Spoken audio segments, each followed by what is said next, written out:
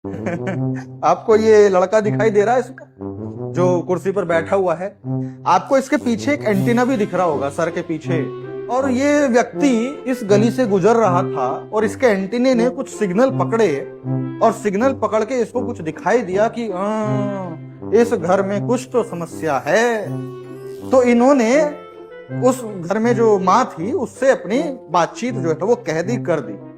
अब बेचारी माँ तो कुछ कहा या नहीं कहा बात अलग है, लेकिन जब ये लड़का, जब इनका बेटा जो इनके बगल में बैठा हुआ दिखाई दे रहा है, जब वो आया और उसके बाद में क्या बेहतरीन बातें और चीजें हुई, वो अभी हम साथ में सुनेंगे और देखेंगे कि अगर वास्तव में विज्ञानवाद की सोच इसी तरीके से आगे बढ़ती रही तो ये दिन दूर नहीं है कि इन नेटवर्क वालों को जो है ना, पहले सुनते हैं साथ में। बिहार से आए हो और यहाँ हमारे गांव में उत्तर प्रदेश के जौनपुर शाहगंज में आकर के हमारे घर के दक्षिण में बरम है, तुम्हें दिख रहा है? बरम नहीं है। हाँ, क्या है? क्या बताए मेरी माँ से? माँ से बताएं कि विवाद है, झगड़ा है। दक्षिण कौन झगड़ा है? सरकारी सड़क बन गई है, कौन झगड़ा मेरा बचा है? झगड़ा नहीं बताए, पूछ लीजिए। क्या बताए? ये चीज बताएं, मकान में तुम्हारे हाय लगा हुआ। हाय लगा हुआ है? कौन सा हाय है? दिन दिन दुगना रात चौगुना हम बढ़ रहे हैं। हाय कौन तरफ है?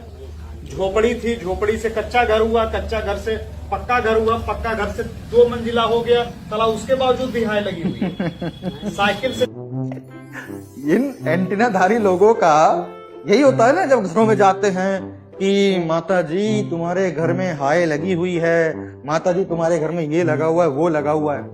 अब बेचारी हमारी माताएं बहनें थोड़ा सा कम शिक्षित होती हैं या कम सामाजिक होती हैं, तो वो इन एंटीनाधारियों की बात को मान भी लेती हैं। उनको भी ये लगता है कि भाई इनके पास में एक्स्ट्रा एंटीना है तो हो सकता है कुछ समझ के ही बोल रहे होंगे। लेकिन भाई जो इसका भाई, जो ये भाई बैठा हुआ है, भाई उसने तो मेहनत की है ना। उसने देखा है कि पहले हम कच्चे घर में थे, मतलब झोपड़ी में थे, झोपड़ी से हमने स्ट्रगल करके मेहनत करके पैसा कमा के घर बनाया, कच्चे से पक्का बनाया, पक्के से 2 मंजिला बनाया, और ये पंडित आज आके कहता है कि हाय लगी है। अरे अगर इसको तरक्की नहीं कहेंगे तो किसको तरक्की कहेंगे? चलिए सुनते हैं आगे। हमारे आजा दादा पैदल चलते थे, साइकिल शुरू हुई, साइकिल से मोटरसाइकिल आई, 3-3 4-4 कार खड़ी है, ट्रैक्टर खड़ा है और कह रहे हो हाय लगी है। हाय लगा होता तो दलित हो जाते, आगे बढ़ते। बिल्कुल शांति है, कहीं से कोई अशांति नहीं है हमको। तुम बताओगे हमें शांति है नहीं है? देखो यार, मांगने खाने आए हो, मांगो खाओ, लेकिन हमारे घर में कलम फैला के मत जाओ कि पटदार से विवाद है। सही बात है, इन लोगों का यही तो होता है। अब सोचो भाई, रह वो रहे हैं घर में अपनी माँ के साथ, बहन के साथ, भाइयों के साथ में, और किस तरीके से वो अपने जीवन को यापन कर रहे हैं वो उनको पता है। ये साला बाहर से आके सड़क पे जा रहा है, जिसके एंटीना ने सिग्नल पकड़ा और जाके माँ को बता रहा है कि तुम्हारे घर में कलेश है, तुम्हारे घर में लड़ाइयां हैं, तुम्हारे घर में झगड़े हैं। अरे भाई छोटे मोटे झगड़े, वो कहते हैं ना कि एक टोकरे में यदि 4 बर्तन रहेंगे तो वो तो खड़केंगे ही, वो तो खड़कते ही रहते हैं और हर घर में खड़कते हैं। और मैं तो ये कह रहा हूं इन एंटीनाधारियों के बहुत ज्यादा खड़कते हैं। लेकिन ये लोग क्या है, इस तरीके से घर में विवाद वाली स्थिति बना करके चले जाते हैं। और सबसे बड़ा डायलॉग, तुम्हारे किसी अपने ने कर रखा है, पर किसने कर रखा है ये साले नाम नहीं बताएंगे। क्यों? उससे तो फिर सॉल्यूशन मिल जाएगा भाई, जिसने कर रखा होगा उसको जाके पकड़ेंगे, जाके सॉल्यूशन निकालेंगे। लेकिन नहीं, इनको सॉल्यूशन थोड़ी देना है, इनको तो कलेश कराना है कि तुम्हारे अपने ने कर रखा है, लेकिन नाम नहीं बताएंगे। सुनिए आगे। तो जो हम मन में डाल के जा रहे हो कि शांति नहीं है, कल से हम भूत भरम शुरू कर दें, उजैती सुखैती शुरू कर दें, हमारी माँ कर दे, ये सब फालतू बात मत करो यार। फिर क्या है? कोई विवाद मेरे घर में किसी से नहीं है। मेरे 3 चाचा हैं, तीनों एक ही चूल्हे पे खाते हैं, शान से जी रहे हैं। 3 चाची हैं, सब बहुत मस्त जिंदगी जी रही है। किससे विवाद मेरा बताओ? अरे पटदारी से कुछ रगड़ नहीं यार, तीनों पटदार एक साथ इसी घर में रह रहे हैं हम लोग, कैसे झगड़ा बता रहे हो? पास पड़ोस से भी नहीं है, पास पड़ोस से भी कोई विवाद नहीं है। वो मतलब भाई साहब अगला अपनी बात को डिफेंड करने के लिए एक्सटेंड करे जा रहा है। मतलब इसके एंटीना ने अगर पकड़ा नेटवर्क कि भैया घर में विवाद है, आपस में झगड़ा है, तो भैया लड़के ने बता दिया कि भाई मेरे परिवार में तो झगड़ा नहीं है। नहीं, परिवार में नहीं है, चाचा ताऊओं में है। तो उसने बता दिया कि चाचा ताऊओं में भी नहीं है। तो फिर बोला कि नहीं यार, सिग्नल तो आए थे झगड़े के, तो परिवार में नहीं होगा तो आस पड़ोस में झगड़ा होगा। मतलब डिफेंड करे जा रहा है उस बात को कि नहीं झगड़ा तो है, मेरे को अगर नेटवर्क मिले हैं, मेरे सिग्नल में लाल बत्ती जली है तो झगड़ा तो है। गजब टोपीबाज आदमी है भाई। पास पड़ोस से भी कोई विवाद नहीं है, वो मेरे पड़ोस में है, शानदार संबंध हमारा उनसे। ये बगल अनुसूचित समाज के लोग हैं, शानदार संबंध हमारा है। कैसे कह रहे हो पड़ोस में विवाद?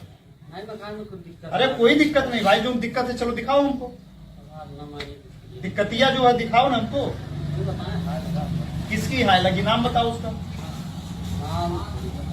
नाम कही जाए, हाय तुमको दिख रही है, उसका नाम नहीं बता पा रहे हो, नाम बताओ। उसकी जुबान बंद कर दे, दोबारा हाय न दे। काहे नहीं बताते हो? उसकी हाय बताओ ना, किसकी लगी है, नाम बताओ उसका। किसकी हाय लगी है यार, वही तो जानना चाह रहा हूँ। हाय लगती तो हम दलित रो जाते या आगे जाते। पूरी इतनी बड़ी 25-30 गांव की जनता हमको मोहब्बत करती है, हाय लगी होती तो हमको गरियाती, हमको चुनाव जिता देती जनता अगर हाय।